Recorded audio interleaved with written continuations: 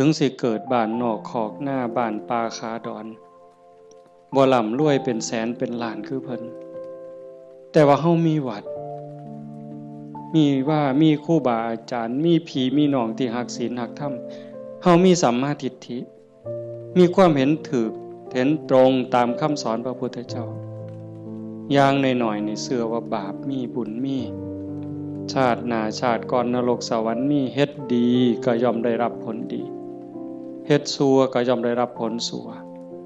พระพุทธศาสนาสอนเรื่องเหตุเรื่องปัจจัยเพราะสิ่งนี้มีสิ่งนี้จึงมีหวานพืชจังไดก็ได้ผลจังซั่นอ่อนซ่อนเจ้าของภูมิใจในเจ้าของ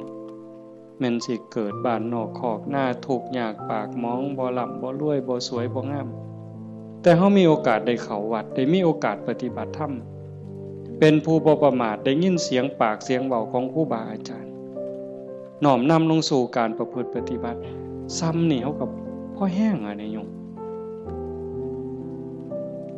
เป็นบุญล่ะเด้นี่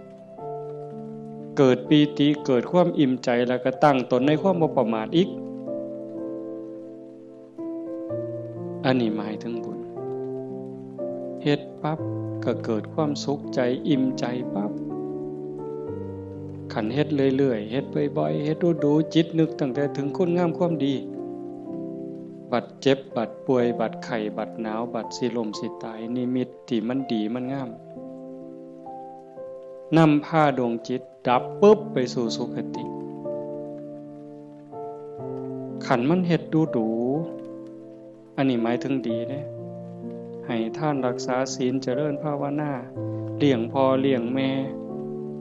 เขาวัดเขาว่าสร้างน้ำทำบุญมีจิตเอื้อเฟื้อเกื้อกูลขันมันเฮ็ดดูบ่อยๆจิตมันเที่ยวทางนี้ดูอันดอกมันก็ง่ายต่อการสิเกิดสิ่งเหล่านี้ในการจูงจิตไปสู่สุคติดับปุ๊บก็ไปสู่สวรรค์